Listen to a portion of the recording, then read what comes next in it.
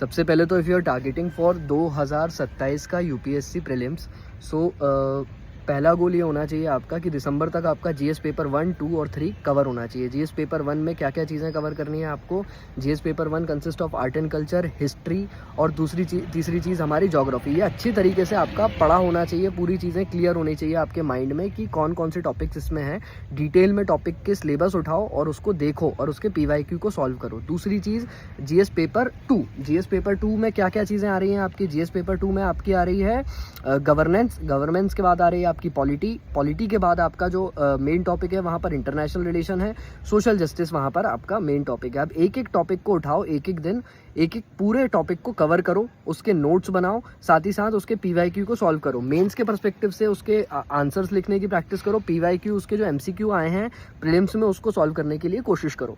तीसरी चीज़, सबसे बड़ी चीज़ यहाँ पर जो है, यहाँ पर तीसरे जीएस पेपर 3 को भी आपको पूरी तरीके से ध्यान देना है। कुछ लोग समझते हैं यार ये तो ईजी चीज़ है, बट इसको ईजिली हल्के में नहीं लेना है। ये बहुत बड़ा आपका फैक्टर हो सकता है एग्ज़ाम में आपको रैंक दिलाने के लिए। जीएस पेपर 3 में कौन कौन सी चीज़ें आती हैं? GS paper 3 consist of what? सबसे पहला साइंस एंड टेक्नोलॉजी, दूसरा इकोनॉमिक्स, तीसरा बायोडाइवर्सिटी, चौथा एनवायरनमेंट। अब ये एनवायरनमेंट बहुत फुद्दू सा सब्जेक्ट है, आपको लगेगा कि यार ये तो मैं पढ़ लूँगा, बट इसके कंसेप्ट्स क्लियर होने चाहिए आपके। और साथ ही साथ आपको इंटरनेशनल, ये जो हमारा जीएस पेपर 3 में आपका जो इंटरनल सिक्योरिटी वाला पार्ट है उसको कवर करना है।